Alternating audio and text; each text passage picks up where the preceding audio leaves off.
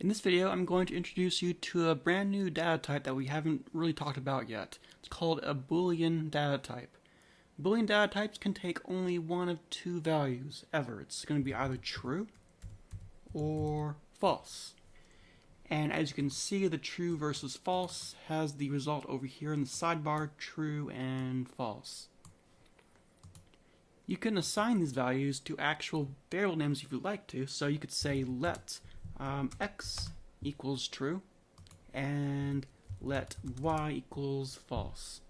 And then go down here, you can do x and y, and that'll give you true and false as well. Like that and like that. So they're just like any other data type. They can be assigned to a variable very easily. But that doesn't really answer the question of why Booleans are used. What's so great about them? Why would we ever need to have true or false? Well, this is going to be partially in this video and also in the next video where we talk about control flow statements with if-else. But for right now, I want to give you an introduction to Booleans and some situations where they might be used in this case, a comparison. So let's say, for example, we want to determine whether or not two values are equal to each other. So you have two strings. Let's say yellow and you have orange. And we want to determine whether or not yellow is equal to orange. Well, obviously looking at this, we can tell by ourselves that these are not equal, but the computer doesn't know that.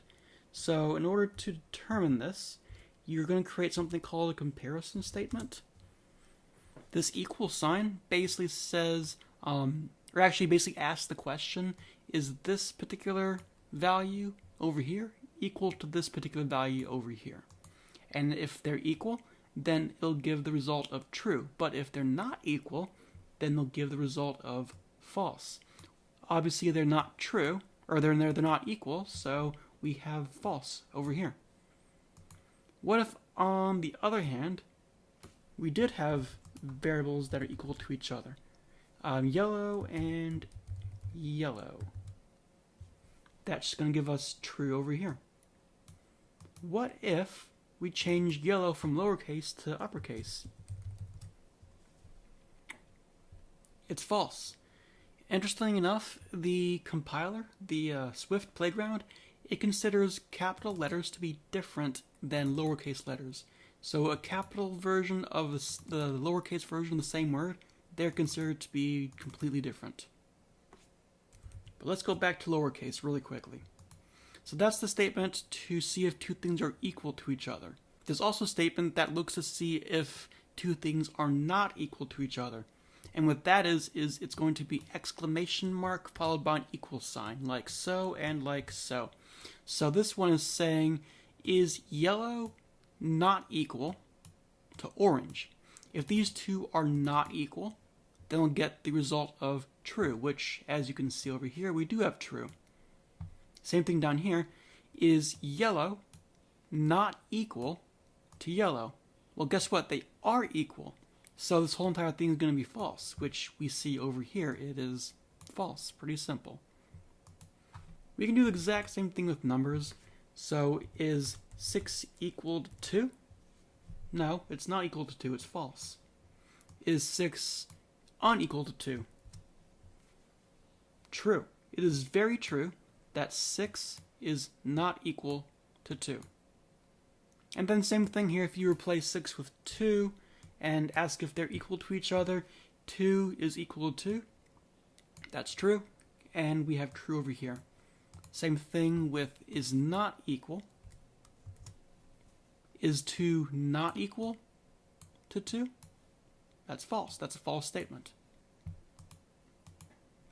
Okay, so in addition to having equality comparisons, you also have greater than or less than or greater than equals or less than equals. This can actually be done with both strings and numbers, but let's start with numbers because those are the easiest to conceptualize. So 10 is greater than 3.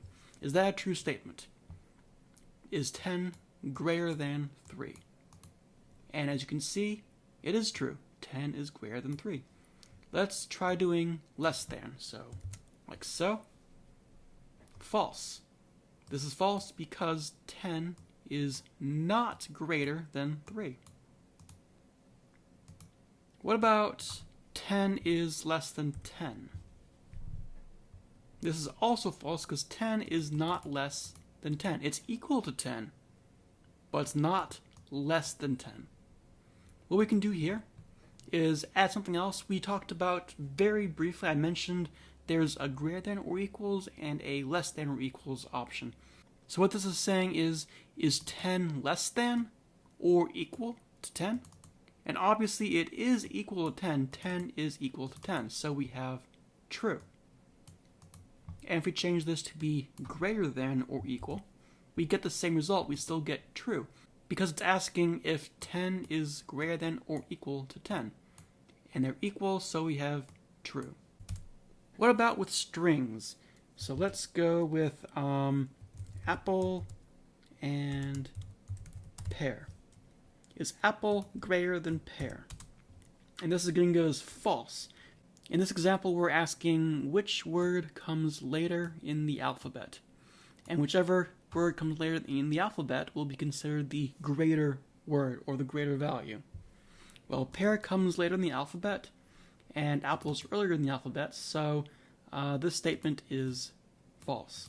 But if we swap it around, we ask if pear is greater than apple, we get true, because pear does in fact come later in the alphabet than apple. So as a rule of thumb with the greater than or less than sign, you can assume that whenever you have this sign, the way I learned this back in like 3rd grade was if you put like this little, it looks like an alligator mouth or a crocodile mouth right here. So my teacher told me to put some imaginary teeth inside this little sign, so it looks like a mouth with teeth in it. And the alligator or the crocodile would like to they like to eat whatever is, you know, bigger, what's healthier, or what's a better source of protein or food or whatever. And so the alligator is always going to go to what's greater or what's, I guess, larger value or more appetizing. So that's why the teeth always open to the bigger or the more valuable of the two options. So this basically means pear greater than apple or apple greater than pear. If that helps you to remember what the greater than sign means, then I use it, but that's how I learned it for like a couple of years, and then I just got used to remembering what's what there. So that's all I want to go over in this video. I'm going over a Boolean value and comparison operators. What's important for you to take from this is learning how you can use a comparison operator, like any of these. Use a comparison operator to generate either a false result or a true result. Because what's important, what you need to understand, which you'll be learning about when we talk about if-else statements, is learning how to create a conditional statement like any of these. And you need to understand whether or not it'll result in a true result or a false result. Once you understand that, then go ahead and move on to the next video.